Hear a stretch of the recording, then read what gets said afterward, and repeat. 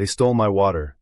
Not a bucket, not a little spillover from a shared line. They drained 15,000 gallons straight out of my tank like it was theirs to take. And the cherry on top, they did it while I was gone, which is the kind of thing that makes you feel stupid and furious at the exact same time. When I rolled back onto the ranch and saw that gauge sitting on empty, I didn't even have the full picture yet. I didn't know it was theft. I just knew something in my gut dropped like a stone. That heavy wrong feeling that settles in your chest before your brain catches up, like your body is warning you, hey, something's off, and it's about to get worse. I'd been down in Abilene for a week at a cattle auction, trying to get ahead of the dry season. If you've ever worked a drought year, you know it's not just heat. It's math, it's timing, it's moving pieces before the land forces your hand. Prices were decent, and I figured if I moved a few head early, I could ease up on the strain the drought was putting on my pasture, keep the rest in better shape, buy myself a little breathing room. Before I left, I topped off the north tank like I always do, 15,000 gallons, pulled slow and steady from the well I paid to drill 10 years ago, back when this place was nothing but stubborn clay, busted dreams, and the kind of faith you don't talk about because people would laugh. That tank wasn't just water. It was security. It was insurance against heat, against fire, against bad luck, because out here in West Texas, water isn't a convenience. It's a line between having cattle and having carcasses. My place sits on 62 acres of hard country, wind that never quits, sun that bakes topsoil into pottery, and enough dust to coat your teeth by noon. I like it that way. I've never been much for cul-de-sacs or matching mailboxes, and I sure as hell don't need a committee meeting to tell me how tall my grass should be. But about 5 years back, the land east of my fence got sold off to a developer, and up went this neat little subdivision they named Silver Meadow Estates, which is hilarious, because there isn't a meadow within 20 miles that isn't half dead by August. They planted rows of ornamental pear trees, put in sidewalks, painted houses soft blues and creams like something out of a magazine, and they built it right up against my fence line like they were trying to press their perfect little world into mine by force. Now I'll give them this. At first, I tried to be neighborly. When they first moved in, a few came by with store-bought pies and those polite, awkward smiles, asking about coyotes and whether the cattle ever got loose. I told them, no, not unless someone leaves a gate open. I didn't hold a grudge about the development. Land changes hands. That's life. But the HOA, that was another story. The president back then was a woman named Lorraine Whitaker, mid-50s, sharp haircut, drove a white Lexus that never had a speck of dust on it, which is almost impressive out here. She came to see me one afternoon not long after the houses filled up, and she had that tone people get when they're being reasonable. But what they really mean is, I've already decided what's best, and I just need you to comply. She said they were worried about wildfire risk. Said the county response time wasn't fast enough. Then she asked if I'd consider letting them tie a small emergency line into my tank strictly for fire suppression. No sprinklers, no landscaping, just a safety backup if flames ever jumped the fence. I didn't like the idea, but I understood fire. I've watched grass burn so fast it sounds like a freight train, and once you hear that sound, you don't forget it. So we walked the fence together, shook hands under that big empty sky, and I agreed to a narrow line with a manual valve on my side. Emergency use only. No paperwork, just a handshake and a man's word. And maybe that was my first mistake. Still, for years, nothing happened. No fires, no issues. I barely thought about that pipe. So when I came back from the auction and saw the north tank reading bone dry, my first thought wasn't they robbed me. It was something's wrong with the float, maybe the seal cracked, maybe I've got a leak. I killed the engine, stepped out, and the air felt hotter than it should have for early morning. The cattle were crowded near the trough, restless, nosing the metal like they were asking me what I'd done. That's when I walked around the back of the tank and saw it. The dirt. Freshly turned. A trench, maybe 18 inches wide, running straight from the base of my tank toward the eastern fence line.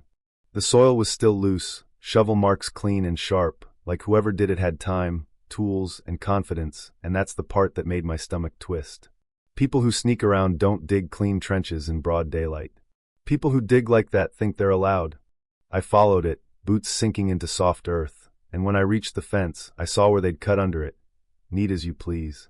On the other side, bright white PVC ran like a vein towards Silver Meadow.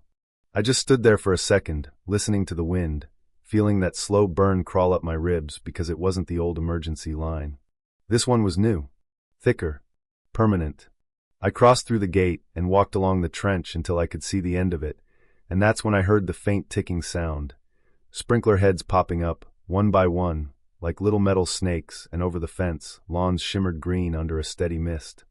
Flower beds blooming like it was spring in Georgia instead of a drought advisory in Texas. They hadn't just tapped my water. They'd built an irrigation system. I went back to my house in a daze, sat at the kitchen table, poured a cup of coffee I didn't even drink, and that's when I noticed the envelope tucked into my mail stack. No stamp. Just my name written in careful looping handwriting, like we were pen pals. Inside was a letter on HOA letterhead.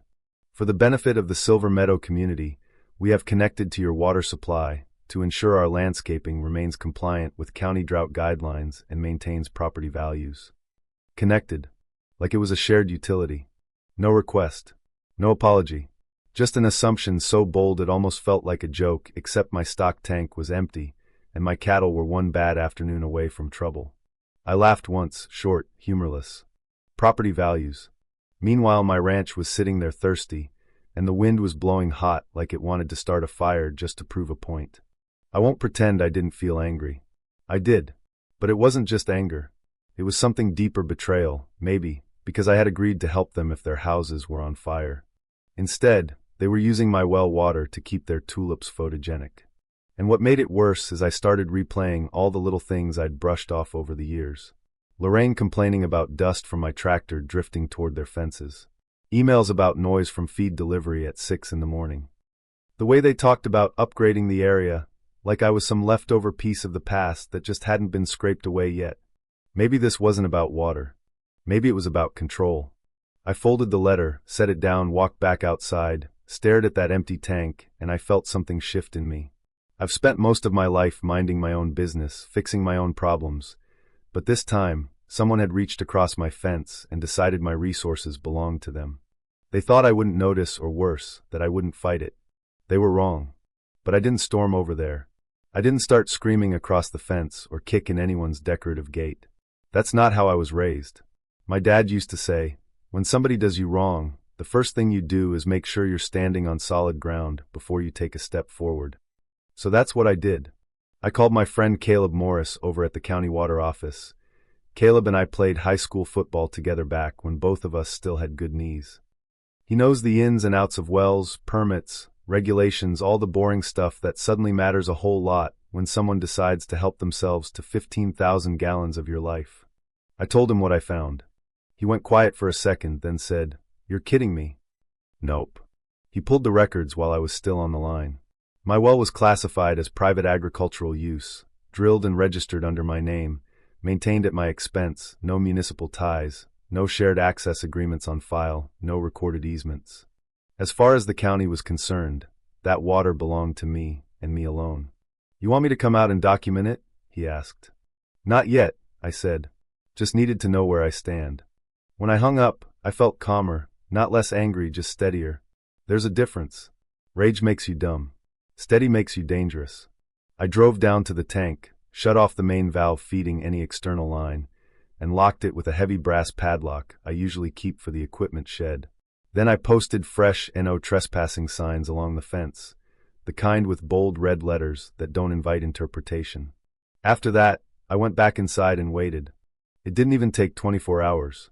The next morning, my phone lit up like a Christmas tree, unknown numbers back to back.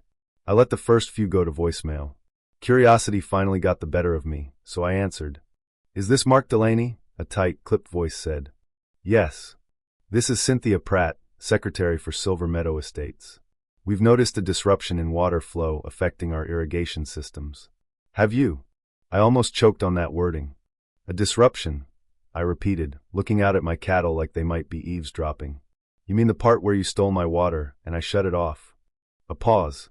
"Well, yes, and we need it restored immediately. Several properties are already showing signs of stress." "Stress," I said softly. "My cows don't get stress, ma'am. They get dead." Her voice hardened. "If you refuse to cooperate, we will have to pursue legal remedies." "I swear," I almost smiled. "You do that," I said and hung up. By noon, I'd heard from an attorney claiming to represent the HOA. A couple of irritated homeowners who'd somehow gotten my number. One man launched into a speech about how his wife's prize roses were already drooping. "Sir," I said as gently as I could manage, "with all due respect, my cows don't care about your roses." And then, here's where the twist hit me. Not everyone was hostile. A younger guy named Travis, moved in last year, called just to ask what was going on. When I told him they'd installed a new line without permission, he went quiet. "They told us it was an approved community water solution," he said slowly, like he was tasting the words and realizing they were rotten. "Like you were partnering with us." Partnering. That word stuck in my head like a thorn. Because it meant this wasn't just arrogance, it was narrative. Somebody on that board had sold the whole neighborhood a story where I was happily cooperating, like I was some rustic mascot for their little subdivision, the rancher next door who's part of the charm. And if most of those folks believed it, then the board wasn't just stealing water, they were hiding behind their own residents. That afternoon, a white SUV pulled up to my gate. Not Lorraine's old Lexus. This one belonged to the new HOA president, Grant Holloway. Lorraine had stepped down the year before, and Grant took over with a whole campaign about modernization and efficiency. Mid-40s, perfect teeth, always in pressed polo shirts with the subdivision logo stitched over his heart like he was captain of a country club. He stepped out wearing loafers that had never met mud. I walked out to meet him before he could touch the gate latch. "Mark," he said like we were old buddies, "we've got a problem." I noticed. He glanced toward the tank. "You can't just shut off the supply like that. We've invested significant resources into irrigation infrastructure based on prior agreements." "There was no agreement," I said, calm as a fence post. "There was a handshake for fire emergencies." "That's it." He gave me this patient smile, the kind you give a child who doesn't understand the bigger picture. "Look, maintaining property values benefits everyone, including you. Nobody wants to live next to brown lawns." Something flared in my chest at that. "I don't live next to your lawns," I said. "You built next to my ranch." He exhaled sharply. "We assumed cooperation. It's community-minded.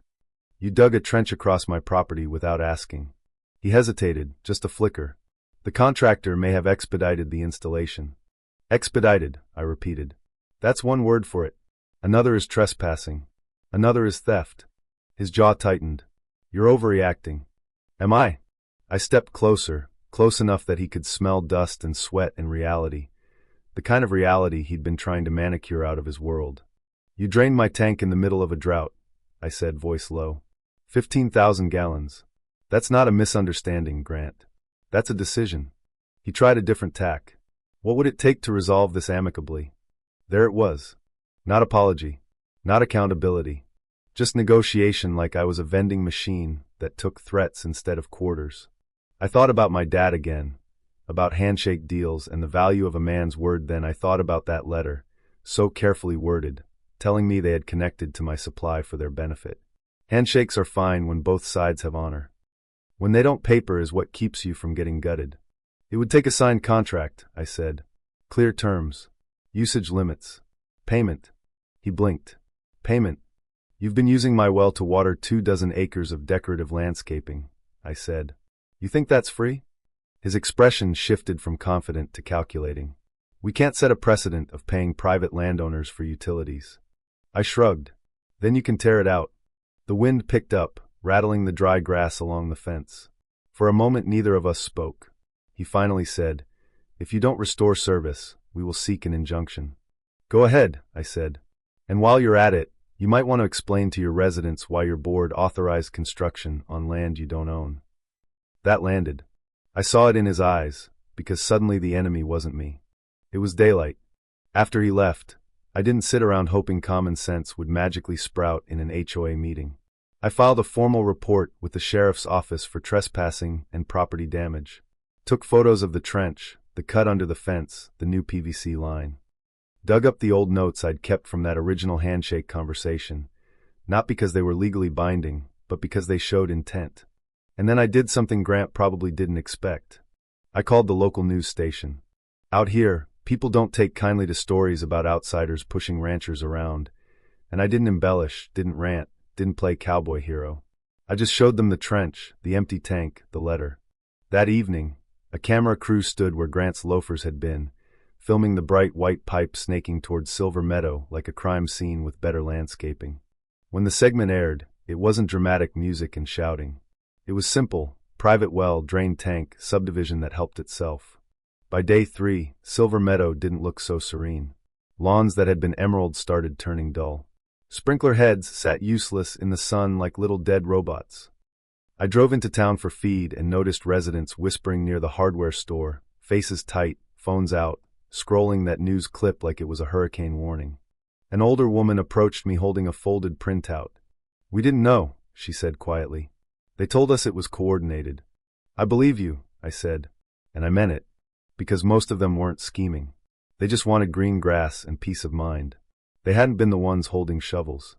But someone had, and as the pressure built, as complaints turned inward toward the board, I could feel the tide shifting, not in anger and leverage. They thought I'd fold. Instead, I was just getting started. By the end of that week, Silver Meadow wasn't mad at me anymore. They were mad at their own board. I heard it first at Miller's Feed and Supply, where gossip moves faster than weather fronts. 2 residents argued in hushed voices near the seed display, and Travis spotted me and gave a small nod like we were suddenly on the same side of something bigger than lawns. Later that afternoon, I got an email from Grant. Subject line: proposal for resolution. No threats this time. No talk of injunctions. Just a request to meet. He showed up the next morning with 2 board members, including Cynthia, and they stood at my gate like a delegation that had just discovered humility. Grant's polo was still crisp, but there were dark circles under his eyes. Turns out when 24 homeowners start demanding explanations, sleep gets hard. "We want to make this right," he began. I didn't open the gate. "Define right." Cynthia cleared her throat. "The board voted to remove the new line immediately at our expense. We'll restore your property to its prior condition." "That's a start," I said. Grant shifted his weight. "We're also prepared to issue a formal written apology." I studied him for a second. A week ago he was talking about precedent. Now he was talking about apology. That told me everything about where the pressure was landing. "You drained my tank during a drought," I said quietly. "My cattle were a day away from real trouble. You made that decision without even knocking on my door." He didn't argue. "That was new." "We misjudged the scope," he said carefully. "The landscaping committee pushed hard. There were concerns about declining home values. We believed maintaining visual standards would protect the investment of the community." There it was. Not malice. Not desperation. Image. They were more afraid of brown grass than they were of crossing a fence. I leaned against the post and let the silence stretch, because here's the truth: I could have stopped there. I could have let them tear it out, apologize, and call it even. But something in me wasn't satisfied with just undoing the damage.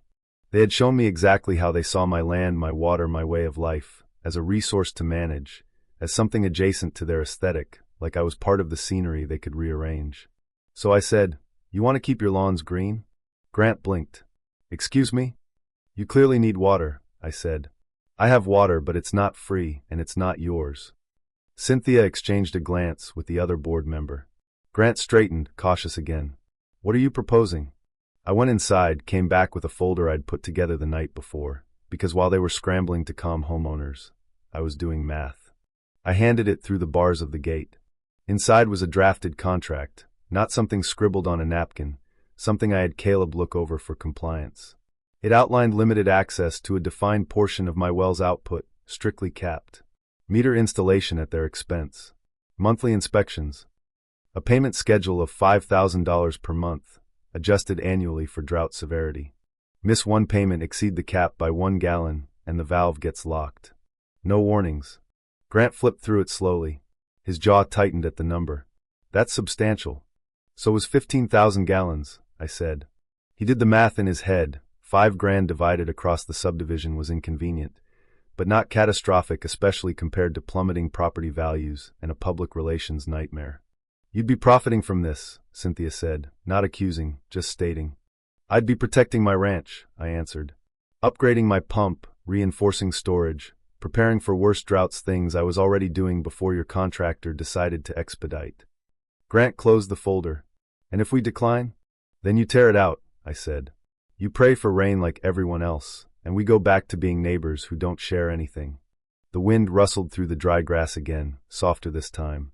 He looked at me differently then, not as an obstacle, not as a relic of the past, but as a man who understood leverage. "We'll need a board vote," he said. "Of course," I said. They left without shaking my hand. 2 days later, the vote passed. Silver Meadow Estates signed the contract. The same contractor who dug that trench came back out, this time under my supervision, to install a proper meter junction on my terms. The unauthorized line came out. The ground was leveled and reseeded on my side. I watched every step not out of spite, but out of clarity. Handshakes are fine. Paper is better. The first check arrived the following week. I won't lie, holding it felt strange. Part vindication, part responsibility. That money wasn't just extra income. It was proof that boundaries, when enforced, change how people treat you. Over the next few months, I used it exactly how I said I would. Upgraded the pump to a more efficient system. Added a secondary storage tank on the south end of the property. Installed better monitoring, so I'd never be caught off guard again, so nobody could ever drain my security while I was gone and leave me staring at an empty gauge like a fool.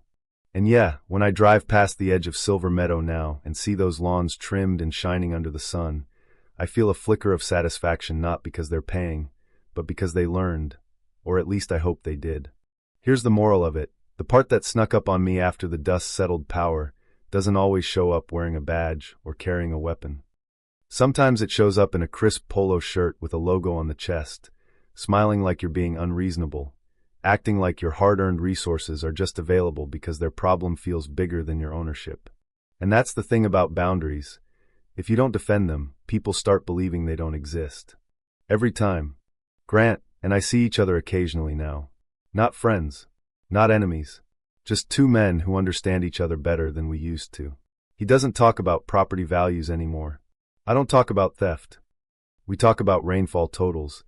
And last month, he actually asked my advice about xeriscaping, about planting things that belong in this climate instead of fighting it. That surprised me. Maybe the lesson stuck deeper than I thought. So yeah, they stole my water, and now they pay for every drop. But here's what I want to know from you, honestly. If you were in my boots, would you have shut them out completely? Would you have let the grass go brittle and the tulips bow out, just to make the message crystal clear? Or would you have done what I did? Turn the problem into leverage, force a contract, make them fund the protection of the very ranch they tried to treat like a free utility? Where's the line between justice and opportunity? Drop your thoughts in the comments, and if you've ever dealt with an HOA, a neighbor, or anybody who acted like your hard work was community property, tell me your story too. I want to hear how you handled it and whether you think I did the right thing, or if I should have gone scorched earth and let karma do the landscaping.